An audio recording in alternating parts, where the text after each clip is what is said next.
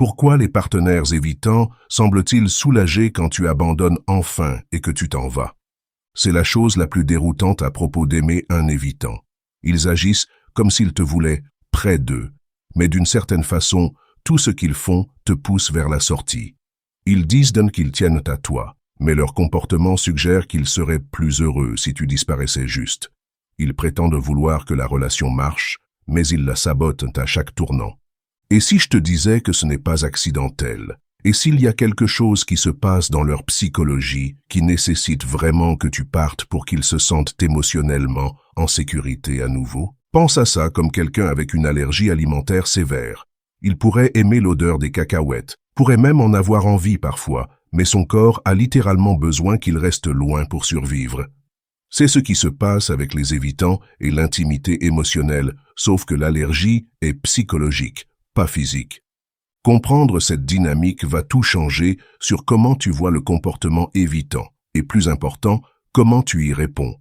Pour comprendre pourquoi les évitants ont besoin que tu partes, tu dois d'abord comprendre ce qui se passe vraiment dans leur monde émotionnel quand vous êtes ensemble. La plupart pensent que les évitants ont simplement peur de l'engagement ou peur d'être blessés. Mais c'est beaucoup plus compliqué que ça. Imagine essayer de respirer pendant que quelqu'un appuie sur ta poitrine. Tu n'es pas en colère contre la personne, tu ne la détestes pas, mais tu as désespérément besoin qu'elle arrête d'appuyer pour que tu puisses respirer normalement à nouveau. C'est ce que ressent la connexion intime pour un évitant, pas exactement douloureux, mais étouffant d'une façon qu'ils ne peuvent pas expliquer ou contrôler. Les évitants ont appris tôt dans la vie que les besoins émotionnels étaient dangereux. Peut-être que leurs soignants étaient incohérents, ou peut-être qu'ils étaient débordés par l'intensité émotionnelle d'un enfant. Dans tous les cas, le système nerveux de l'évitant s'est développé avec un message central. Proximité émotionnelle égale danger émotionnel. Alors quand tu les aimes constamment et que tu veux de l'intimité émotionnelle, tu ne demandes pas juste une connexion, tu déclenches leurs instincts de survie les plus profonds. Ton amour, peu importe à quel point il est sain et approprié, semble une menace au système émotionnel qui les garde fonctionnels. Ça crée une situation impossible pour eux.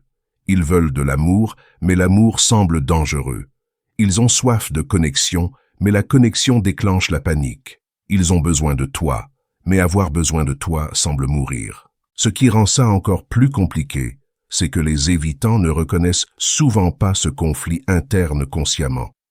Ils vivent les symptômes, se sentir étouffés, irrités ou débordés quand tu te rapproches, mais ils interprètent ces sentiments comme des problèmes relationnels plutôt que des réponses du système nerveux. Alors ils commencent à blâmer des facteurs externes. Peut-être que tu es trop dans le besoin, peut-être que tu veux trop vite, peut-être que vous êtes juste incompatibles.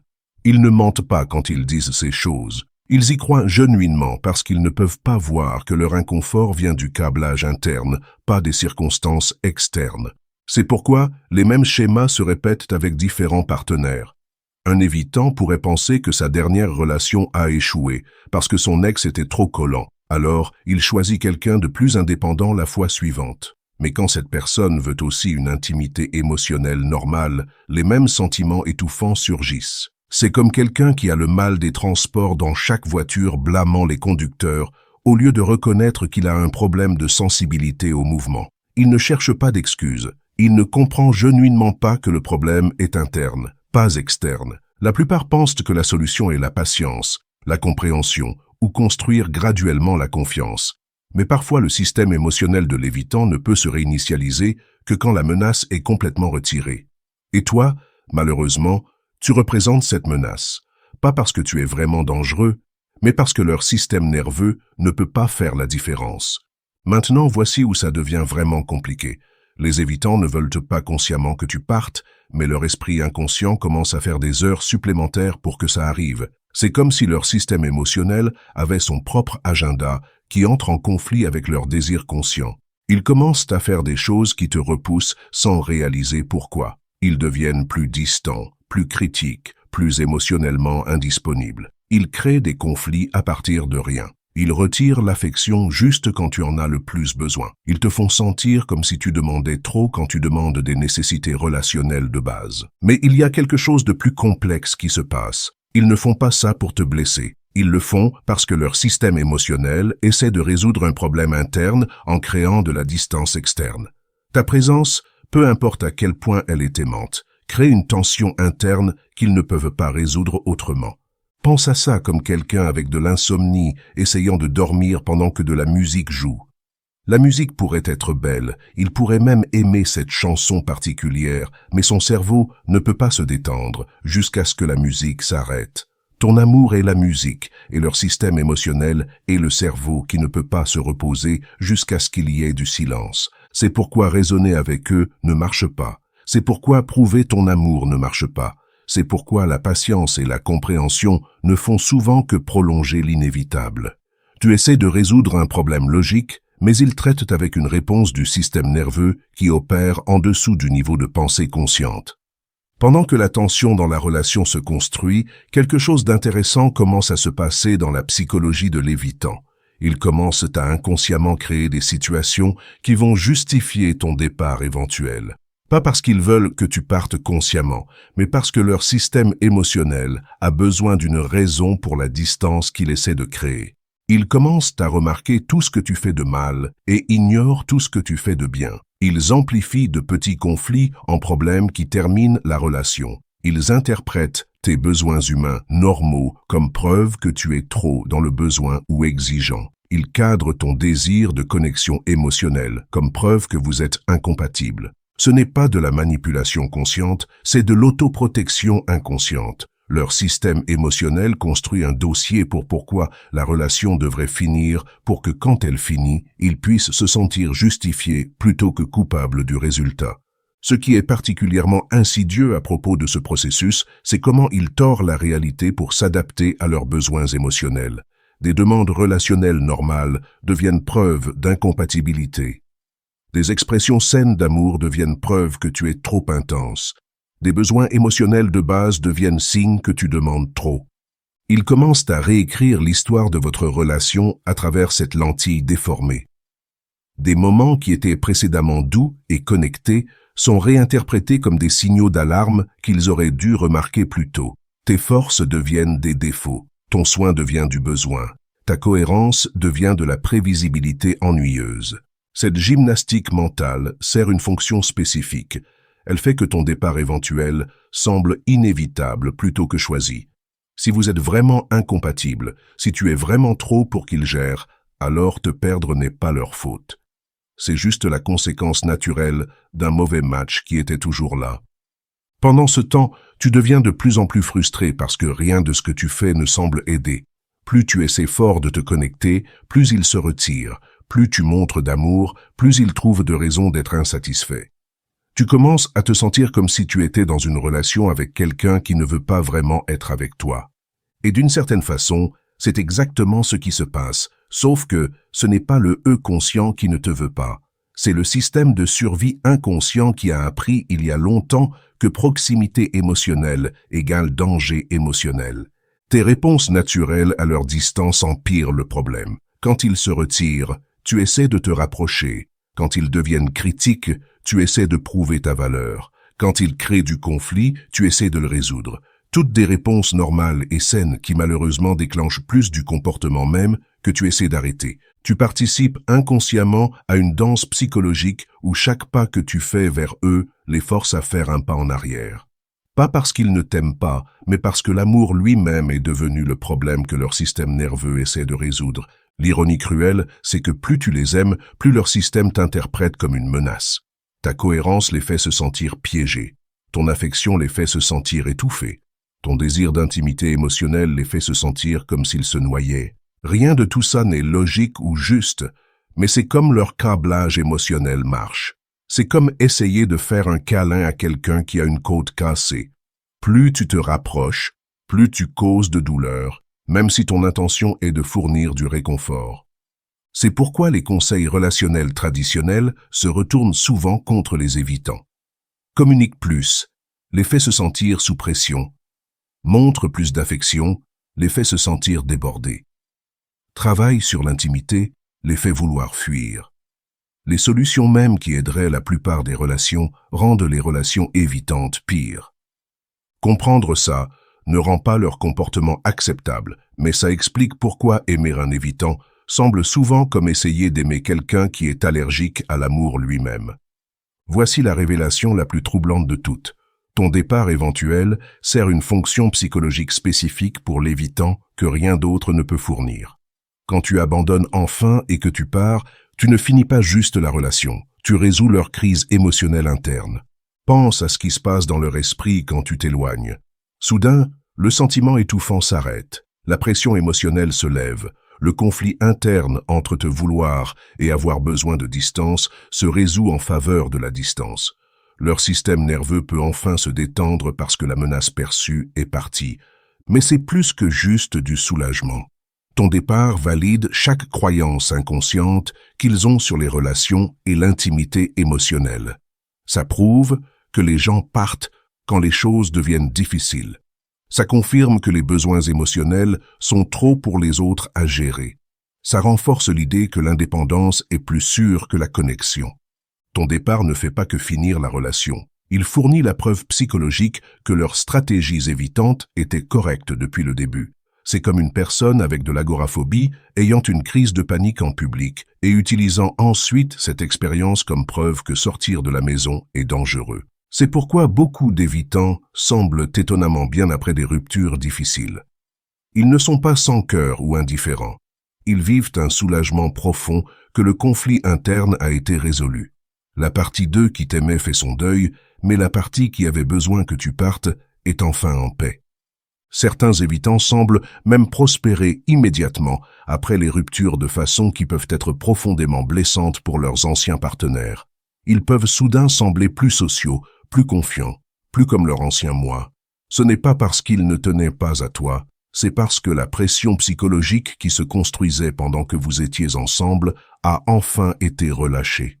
C'est similaire à comment quelqu'un pourrait se sentir énergisé et soulagé après avoir enfin quitté un travail qui les épuisait lentement. Il ne célèbre pas la perte du travail lui-même, mais le soulagement du stress constant sous lequel il était. Cette prospérité post-rupture confond souvent et blesse les gens qui les ont aimés. Comment quelqu'un peut-il sembler tellement mieux après avoir perdu une relation avec quelqu'un qui l'aimait profondément? La réponse, c'est que pour les évitants, perdre la relation n'est pas juste perdre l'amour, c'est aussi perdre la source de leur conflit émotionnel interne. Il y a une autre couche à ça qui le rend encore plus psychologiquement complexe. Les évitants préféreraient de loin être quittés plutôt que d'avoir à partir eux-mêmes. Être abandonné leur permet de maintenir leur image de soi comme quelqu'un qui est disposé à s'engager tout en évitant la culpabilité qui vient avec terminer une relation avec quelqu'un qui les aime. Quand tu pars, ils arrivent à être la victime au lieu du perpétrateur. Ils arrivent à se sentir blessés et confus au lieu de coupables et responsables. Ils arrivent à se dire à eux-mêmes et aux autres qu'ils étaient disposés à travailler sur les choses, mais que tu as abandonné sur eux. Être celui qui est quitté leur permet de maintenir leur image de soi comme une bonne personne qui est juste incomprise, plutôt que quelqu'un qui est émotionnellement indisponible et blessant pour les gens qui les aiment. Ton départ leur permet d'éviter de faire face à la réalité de comment leurs limitations émotionnelles affectent les autres. C'est comme quelqu'un qui arrive toujours en retard à tout, mais ne prend jamais la responsabilité de ses retards. Il préférait que les gens arrêtent de l'inviter et se plaindre ensuite d'être exclus, plutôt que d'avoir à confronter son propre schéma de manque de respect du temps des autres. Être quitté semble aussi plus familier aux évitants qu'être celui qui part. Beaucoup d'entre eux ont vécu l'abandon ou la négligence émotionnelle dans l'enfance, alors être quitté par quelqu'un qui leur tient à cœur active une douleur ancienne et familière, plutôt qu'une culpabilité nouvelle et inconnue. La douleur familière de l'abandon est d'une certaine façon plus facile pour eux à traiter que le territoire inconnu de prendre la responsabilité pour leurs propres limitations émotionnelles et comment ces limitations blessent les gens qui les aiment. Il y a aussi un élément pratique à préférer l'abandon au rejet. Quand quelqu'un les quitte, les évitants arrivent à maintenir leur image sociale comme quelqu'un qui était disposé à s'engager, mais a été blessé par l'incapacité de quelqu'un d'autre à gérer leur moi authentique. Ce récit est beaucoup plus facile à partager avec les amis et la famille qu'admettre qu'ils ont repoussé quelqu'un qui les aimait parce que l'intimité semblait trop menaçante. Être quitté leur permet d'obtenir de la sympathie et du soutien, plutôt que d'avoir à expliquer pourquoi ils ont saboté une bonne relation. L'aspect social de cette dynamique est souvent négligé, mais il est crucial. Les évitants tiennent profondément à comment les autres les perçoivent, même s'ils se présentent souvent comme indépendants et non préoccupés par l'approbation sociale.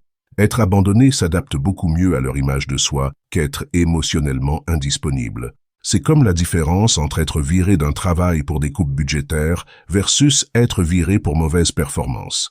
Les deux résultent en chômage, mais l'un te permet de maintenir ta réputation professionnelle, tandis que l'autre te force à confronter tes propres déficiences. Mais voici ce qui rend cette dynamique si particulièrement cruelle. Les évitants choisissent souvent inconsciemment des partenaires qui sont les moins susceptibles de partir facilement.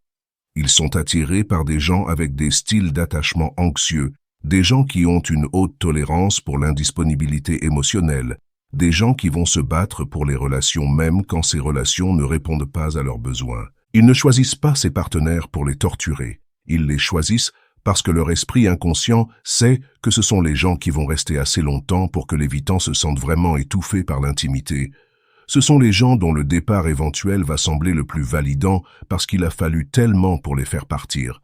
C'est comme quelqu'un qui a peur des hauteurs choisissant de vivre au plus haut étage d'un immeuble. Il n'essaie pas consciemment de se torturer, mais il crée inconsciemment des situations qui vont confirmer ses peurs les plus profondes et valider ses stratégies d'évitement. C'est pourquoi le cycle se répète avec différents partenaires. Ce n'est pas que les évitants sont incapables d'amour ou de connexion, c'est que leur système émotionnel est conçu pour créer le résultat même qu'ils craignent le plus et utiliser ensuite ce résultat comme preuve que l'évitement était la bonne stratégie depuis le début. Alors, qu'est-ce que ça signifie pour toi? Comment tu gères être dans une relation avec quelqu'un dont l'esprit inconscient a besoin que tu partes pour se sentir émotionnellement en sécurité? D'abord, comprends que ce n'est pas à propos de toi personnellement. Ton départ sert une fonction dans leur système psychologique qui n'a rien à voir avec ta valeur, ton comportement ou ta capacité à bien aimer quelqu'un. Tu ne leur fais pas défaut en partant et tu ne les aides pas en restant dans une relation qui exige que tu acceptes des miettes émotionnelles. Deuxièmement, reconnais que tu ne peux pas aimer quelqu'un pour le sortir de son style d'attachement. Aucune quantité de patience, compréhension ou comportement parfait ne va changer le fait que leur système nerveux vit ton amour comme une menace. Ce n'est pas un problème que tu peux résoudre en étant un meilleur partenaire.